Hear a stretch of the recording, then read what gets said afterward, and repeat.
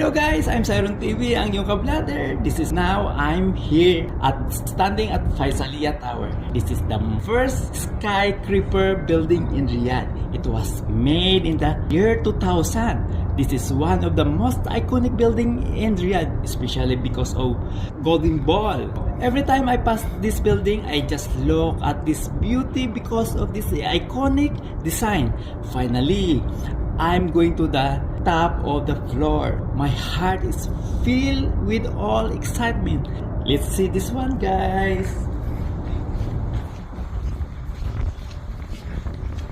Go with me, guys. Let's see the beauty of this. You see the outside there? We can see the sky bridge. This one. Alors on danse. Itutur ko na lang kayo guys dito sa taas para makita nyo yung napakaganda ng view dito sa Faisalia Tower ng buong Riyadh.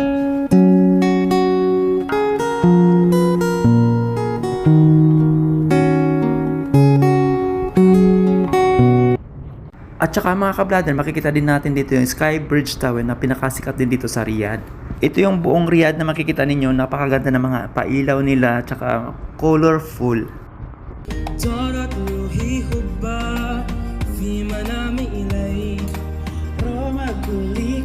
Tingnan nyo guys ang itsura ko, parang hindi mapinta dahil nga mainit ng panahon at saka mahangin dito sa taas. So kahit na ganun pa man yung panahon, na-experience namin dito ang view dito sa Riyadh. Ang gulo talaga ng cameraman ko, pinofocus talaga sa mukha ko. Tingnan nyo.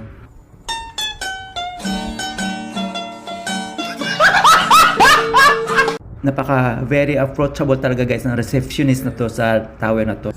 Sa kinatatayuan namin, mayroon pa sang taas, may coffee shop, may restaurant, maganda din mga view doon. Kaso lang, kailangan mo pang mag-book. Yun na lang mga kablader. Thank you for watching. Sana nag-enjoy kayo sa munting video ko na to. Bye!